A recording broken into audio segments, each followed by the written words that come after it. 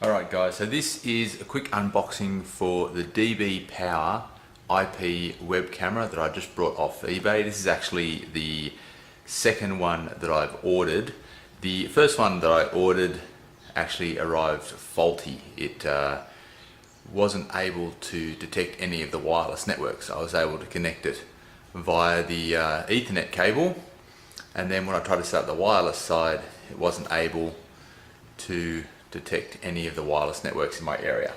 This is basically a faux scam replica, I'm led to believe. I find that when I set up the other one, it worked with all the faux scam settings. I've set it up on both Mac and PC. Obviously it's a bit easier to set up on PC because the included software is PC based. So this is how they come. Bit of foam. Oh, it's a slightly different disc. Last time I got a mini disc, one of those really small ones, only about so big. This is a full-size disc this time. I've got a little Ethernet patch cable. I've got, that's the wall, oh, there we go. That's the little mounting bracket. Obviously you screw that into the wall, and this bit here screws into the actual web camera itself. Looks like a slightly different setup compared to the last one I got. The little power adapter, it does mention on this little sticker just here to make sure you use the 5-volt power adapter included. And as you can see also on here, it mentions the same thing again, use the 5-volt power supply included. Also in here we have a little bag, a couple of whatever these little plastic things are called, and some screws for obviously for mounting. This little green thing here, which I believe is for hooking it to an alarm system. Somebody with more experience or more knowledge might know what that's called, but you get one of these things with it. Not that I've used them yet. And obviously a little Wi-Fi antenna. Here, certificate of conformity, which probably doesn't actually mean a whole lot, but they include one anyway. Quality, December 19th, 2011 was when it was manufactured. Nothing else in there. Let's pull out the actual camera itself. There we go. And nothing else left in the box. This is the camera itself. Obviously you've got, I think it's 9 or 10 LEDs, I haven't actually counted them. Little DB Power logo on the front. It's a pan tilt zoom camera, so it will do the full, I don't know, it does, when I've messed around with the software, it doesn't do a full 360, but I tell you what, it does maybe 340 degrees, it does tilt quite a way. Connections on the back, you've got your audio connection for external speakers or microphone, I believe, don't quote me on that because I don't know. Ethernet port, obviously this is the little jack to plug in the Wi-Fi antenna. We'll pop that on straight away, why not? Pop that on there, twist it around so it pops up. Then you've got this little, I don't know, hot port thing or whatever this thing is for the alarm system, and then also your power jack for the power adapter. And that is basically it. On the bottom, you've got all your standard settings, just all the username and password are always set to default, and also it gives you some device IP, device name and all that type of stuff. And if memory serves me correctly, it looks like the device name is exactly the same on all of them. So yes, that's it. Alright, let's see if we can get it working on the software now. Alright guys, so this is the software that comes with the DB camera. DB Power, whatever you want to call it. It's actually the software that came with my first version. I don't know whether or not the CD I got with this new camera is any different, but this one works, so I decided just to use this one because I couldn't be bothered getting the other one out. Up here you've got network adapters. Because I've got my iPhone plugged in, it's showing up as a shared port there. Basically you just want to select your default or your internal Ethernet card. This is obviously the IP address of your computer. This will be the subnet mask, gateway, which is basically the IP address of your router, and your DNS settings in here. down the bottom here, it will bring up a list of all the cameras that are compatible with this software. All I've done in regards to the camera is just plugged it into power and then plugged an Ethernet cable from the camera into my switch, which is then plugged into my router, and my router's giving out IP addresses. This bottom camera down here is actually the original FoScam camera I got. This one here is a DB camera the first DB camera I got, and this one here is the new DB power camera that I've just purchased. Over on the right hand side here, it shows you all the stuff to do with the IP addresses and stuff like that. You can set it over here to set the IP address automatically, but we want a static IP address because of the way my security camera software works. So I want to plug it into. I've actually done this a couple of times because I was having some trouble with the screen capture software. So as you can see, I've already actually put in my IP address here for it. Basically, you can just grab your IP address from over here and change the last digit to whatever IP address you want. If you're setting static IP addresses, you probably already know what you're doing in regards to that. If you don't know what you're doing, do a set automatically, and it will just ask the router for an IP address, and it'll fill all this stuff in automatically for you. Subnet mask, we'll just grab that from over there. The gateway is the same again from over here. DNS, we'll just grab that from there. Once you change your settings on this right hand side, making sure it's to the appropriate camera, you will just whack your username and password in here. So to begin with, it was just admin and then 123456, and then we hit this update button just here. When you do that, you'll get a little message saying that your settings have been saved. You just click OK, and then just here somewhere you'll get a little timeline going across to say that your device is rebooting. Once it's done that, you'll find you'll be able to hit the search button again here, click on your camera, and you'll have all your new settings in here. Now if you hit the browse button, this will open up whatever your default web browser is and get you into the software for that. Alright guys, so now we're in a web browser. I'm only going to capture the bit of the web browser that's actually important to us, which is the rest of the web browser is basically blank space. When you clicked that browse button back in the original software, you would have been presented with your default web browser trying to access the IP address of the camera, and it would have asked for the username and password. Just pop in the username admin and the password 123456 and click OK, and hopefully you are presented with something that looks very similar to this. Hello, there we go, there's my hand. Nice high frame rate because we're plugged in via an Ethernet cable. Got a couple of different options across the top there, but what I normally do with my camera, what's reversal do? Oh, it's thinking about it, absolutely no idea what reversal does. Oh, no, there it goes, it's flipped it around, it's flipped it upside down.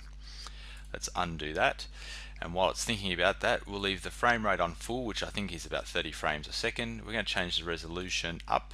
You got a couple of choices there, 160 by 120, 320 by 240, and 640 by 480. I have mine nice and large. Mode, I'm not exactly sure what this does. You got 50, 60, and outdoor. My cameras are all mostly facing outdoor, so I'll change it to outdoor. You've also got your brightness and your contrast here that you can adjust as necessary. Once you've got all those, you go up here to a network, and you've got basically all the default settings here. These settings here are obviously the same as what the original software that we were using before was displaying. The reason you have to use that original software before is because when you first get the camera, you don't know what the IP address is going to be, because it's setting a self-assigned IP address of like 192.168.1. something. You need that original software to be able to detect the camera, tell you what the original IP address is going to be, and allow you to change the IP address. Once you've got the new IP address, well, then you can access the camera via a web browser. Can you tell I've had a coffee? Anyway, so you've got all this information here.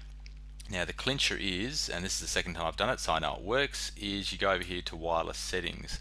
Once you go into the wireless settings, you'll be shown just here. I'll turn this off here because that was pulling the settings from before. You get a thing like this. Now you hit the scan button just here, and it will now start scanning for wireless network adapters in the area. The problem I had with my previous camera, or the first camera like this that I ordered, is when I did this I got nothing. The camera wouldn't detect any wireless networks. We've pressed it once and it's come up with a couple of networks in the area, which is great. If you do press it once and get nothing, press it a second time, because I have found that with some of the FoScam and DB power cameras, you have to hit this scan button twice to get the networks to come up. Now we're going to join this network just here. As you can see, with mine, because I already had the settings put in, it already auto-populated, but for the first time you do it, when you click on here, this will all automatically fill in, and you'll just have to put your password in down the bottom here. So just pop your password in there and then hit the submit button. When you hit that submit button, the camera is going to reset. It'll take about 30 seconds, which, well, that'll reboot, and hopefully, bugger it, we'll do it again, why not? This is what you'll get. The device is rebooting, don't shut down its power, wait for 30 seconds. So while it's doing that, I'm actually just pulling out the Ethernet cable, and what we'll do now is wait for the camera to reboot. Okay guys, so the camera has just rebooted. I've probably forgot to mention this originally. I hope you selected the right browser. I mean, yeah, I probably should mention that first. So now I've rebooted the camera as it was just rebooting before. I had the Ethernet cable unplugged. I'm going to hit mode 2 there, and look at that. Beautiful. I've got a camera plugged in now. It's I don't know what the actual frame rate is, but it's nice and high, probably because it's only about 1 meter away from the web browser. There's a few other options in here. Now, a lot of this stuff I have not played around with at all. You've got alarm, which I think might have to do with that little port that's in the back of the camera, or any other little alarm type things you want to set up. You've got email over here, FTP alarm server. I literally don't know what any of this does and haven't really played around with it. Advanced, obviously that is to set up different users, whether or not you want to have, guest access and what they can actually do with the camera. Multi-dev, what's that do? Absolutely no freaking idea. But there's another one here called other settings. Oh, this is one I also changed, is I turn this LED here off. On the front of the camera, you'll notice there's a little green LED underneath the lens which blinks constantly while the camera is being accessed. I find that a bit annoying, and plus the fact that I just don't think it should be on all the time. So I'll do that. Is it going to reboot the whole camera? Nope, I just press submit, and now that light has turned off. What's this? Pan, tilt, zoom, center on start. No, I don't like it to do that, because I like my cameras to be set up pointing in a certain spot, so that if they do reboot, they stay at that same spot. I think if you change this to yes, it will automatically go back to a certain centered spot. So if you haven't got the camera where you have the camera normally pointed, shall we say, if that isn't what the camera thinks is its center spot, it will move to what it thinks its center spot is. So I don't usually have that. Couple other things here, play around with the settings, figure them out. Maintain, this is all firmware, date and time. Yeah, I usually do set that. Is that the right date? 12, yes it is. Don't ask me why it thinks I'm in Greenwich Mean Time in London, because we're not in London, we are in Melbourne, Australia. Where are you, Melbourne? Come on, where am I? I'm 11. Melbourne, there we go. Beautiful, submit that. All good, no worries at all. Well guys, that is the DB Power camera. I'm just really pleased that it's worked. The frame rate obviously is quite slow. Oh, sorry, it's really fast here. But what actually I might go do is go plug it in and put it a bit further away from the wireless adapter, because at the moment the wireless adapter is literally, oh, you can't quite see it. It's right there. So ignore the Ethernet cables I've got running around my house at the moment, because I'm doing some experimenting. But yeah, as you can see, it's only about 1 meter away from the router. Once you move them away, the frame rate starts to drop, but I'll move it away and we'll see how we go. Alright guys, so what I've done now is I've actually put that camera back down at the other end of the house. There we go. Welcome to my bedroom. Let's move this camera down. As you can see, you can change the come on, faster, faster, faster. Hopefully it'll readjust the lighting. That's probably about there. Yep, little bird feeder out there. Now, as you can see here, we've got a really high contrast sort of, it's really over bright. Let's see if we can try and change that down. Now this is probably a good example of like the quality of camera. Obviously this is the inside of the bedroom, and this is, obviously very bright outside, so it's having a lot of trouble. I'm just messing around here with the settings while I talk to you guys. Probably not the best thing to be doing in the middle of an unboxing video, but that's fine. Gives you an idea of what the different settings do. See, it's going to be very washed out. I think what I'd need to do is move the camera to a better position where it's actually, because what I really wanted to do was basically just have this bird feeder here, and be able to see some of the birds feeding, and also cover this cover this back door as part of the security. Anyway guys, I hope you've enjoyed this unboxing. It's probably one of the first ones like this I've done. or a full-on long one like this. I'll put a link to the eBay store that I purchased these cameras from. As I said, I'm here in Melbourne, Australia, so I brought them off eBay from a Australian-based supplier. I think I paid about $62.95 with free shipping, which is pretty good. I'll put a link down below in the description. I'd appreciate if you enjoyed this video or you got any information out of this that helped you with whatever you were doing. Like the video or give it a thumbs up, and comment down below if you've had any experiences, or if you can offer some further information on what some of these other settings do, or anything in the video that I may have gotten wrong or that I didn't know about. Feel free to comment down below so that other people can learn from your knowledge as well. Anyway guys, hope you've enjoyed the video. I'll see you all later.